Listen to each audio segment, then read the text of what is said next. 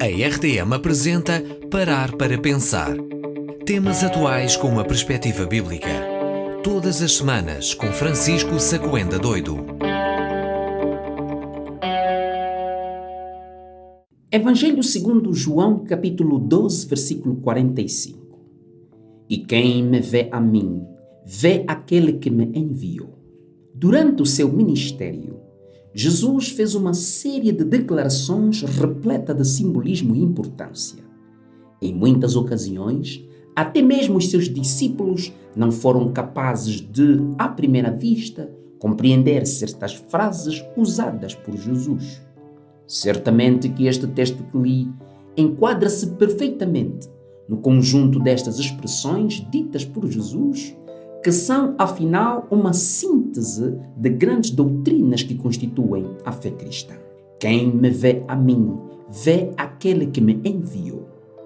O autor da carta aos Hebreus é também assertivo em defender a doutrina sobre a qual Cristo é visto como o reflexo da glória de Deus.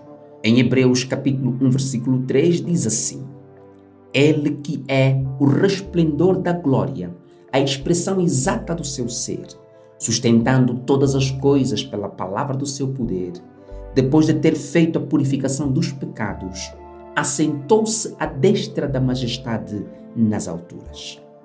Mas afinal, o que Jesus estava tentando dizer quando disse: Quem me vê a mim, vê aquele que me enviou?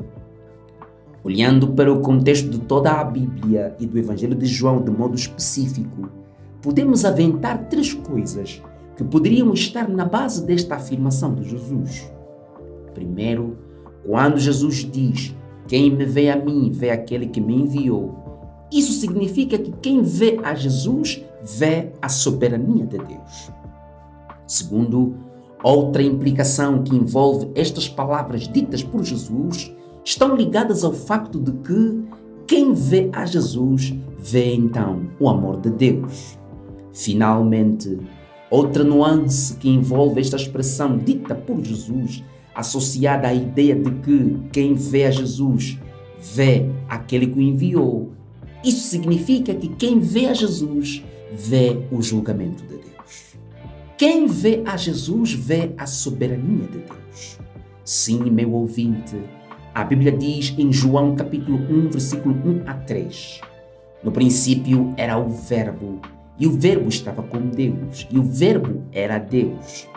Ele estava no princípio com Deus. Todas as coisas foram feitas por intermédio dele, e sem ele, nada do que foi feito se fez. A coigualdade de Cristo com relação ao Pai é uma doutrina bela e cheia de graça. Em Jesus, toda a soberania de Deus encontra sua exegese, ou seja, sua explicação. Uma explicação de tal sorte que em Jesus estão guardados todos os tesouros da graça de Deus. Moisés rogou a Deus que lhe permitisse ver a sua glória. Em Êxodo capítulo 33, versículo 18 a 20, lemos: Então ele disse: Rogo-te que me mostres a tua glória. Respondeu-lhe: Farei passar toda a minha bondade diante de ti e te proclamarei o nome do Senhor. Terei misericórdia de quem tiver misericórdia e me compadecerei de quem me compadecer. E acrescentou: Não me poderás ver a face, porquanto homem nenhum verá a minha face e viverá. Oh, quanta graça nós achamos em Jesus, pois nele podemos ver a Deus e viver. Temos a graça de podermos ver a face de Deus na face de Cristo, e de um modo tão gracioso que podemos vê-lo sem morrer. Eu vejo aqui um ato de misericórdia. Deus ajusta a sua glória ao nível da contemplação humana. Agora, quando nós, à semelhança de Moisés, pedirmos a Deus: Rogo-te que me mostre a tua glória, então eis ali Jesus dizendo para cada alma faminta e pecadora: Quem me vê a mim, vê aquele que me enviou. Quem me vê a mim, vê a soberania de Deus. Olhando para Jesus, fica para nós cada vez mais claro e evidente que este mundo continua sob o controle perfeito de Deus. As guerras em África, na Europa e no Oriente Médio estão todas elas debaixo do propósito de Deus, pois são afinal um reflexo do quanto o homem se torna vil e depravado quando nega a lei de Deus. As guerras são fruto da ambição dos homens. Elas resultam do desejo de grandeza, uma grandeza que afinal se esvairá como a flor do campo e será feita em pó, lama e cinza, e apenas os livros de história as manterão em memória. Quem diria que hoje em dia ninguém mais falaria de Nabucodonosor, de Alexandre o Grande, de Nero, de César, de Napoleão Bonaparte? Apenas destes sobraram estátuas e míseras recordações. Pelo que o nosso Cristo continua sendo a razão última e o princípio primeiro, por meio do qual a soberania de Deus se torna clara e evidente em cada milímetro da crosta terrestre. Quando Jesus diz: "Quem me vê a mim, vê aquele que me enviou", isso aponta também para o facto de que Jesus é a perfeita expressão do amor de Deus. Um amor que se ira, que imputa e que redime. Um amor que se ira por detestar todas as formas de pecado. Um amor que imputa culpa ao inocente e inocente os culpados aos quais amou. Um amor que redime, que esquece e que se reconcilia. Jesus é o ápice deste amor sem igual. Um amor que sustenta o universo, provendo aos homens de todas as eras e de todos os lugares um ambiente favorável à vida, ao desenvolvimento e à comunhão. É lindo ver um pai indo pegar seus filhos à escola.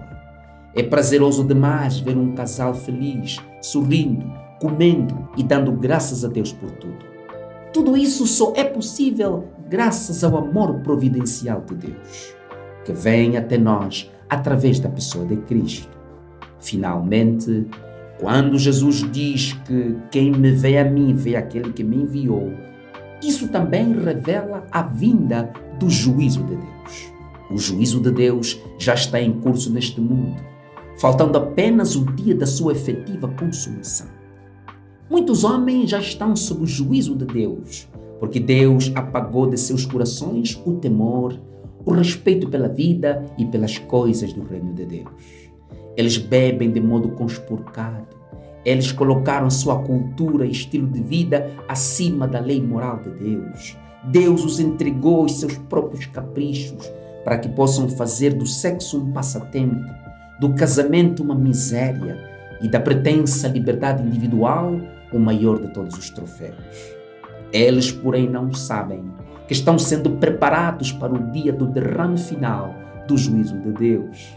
Eles olham para os muito religiosos e os consideram atrasados, incivilizados e perdidos nas promessas da religião. Eles olham para uma igreja como um local inóspito para a gente velha. Mas eles, porém, não sabem que estão assim indispostos porque Deus os tem preparado para a sentença final, onde todos hão de provar o fel amargo do cálice da ira de Deus. Paulo, em sua carta aos Romanos, capítulo 1, versículo 28 a 31, afirma sem rodeios: "E por haverem desprezado o conhecimento de Deus, o próprio Deus os entregou a uma disposição mental reprovável para praticarem coisas inconvenientes, cheios de toda injustiça, malícia, avareza, maldade, possuídos de inveja, homicídios, contendas, dolo e malignidade, sendo difamadores, caluniadores, aborrecedores de Deus, insolentes, soberbos, presunçosos, inventores de males, desobedientes aos pais, insensatos, pérfidos, sem afeição natural e sem misericórdia."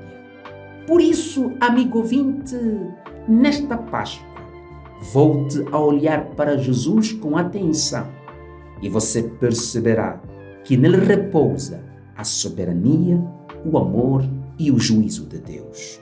Soberania para que possas descansar em Deus. Amor para que te sintas amado. e juízo temeroso, para que você possa tudo fazer para deste juízo escapar antes que seja tarde e o amanhã te seja de escuridão. Pense nisso e fique com a bênção de Deus. Apresentamos Parar para Pensar, um programa semanal com Francisco Sacoenda Doido. Este conteúdo está disponível nas principais plataformas digitais. RTM. Conhece todos os nossos programas em rtmportugal.org. Uma produção da Rádio Transmundial de Portugal.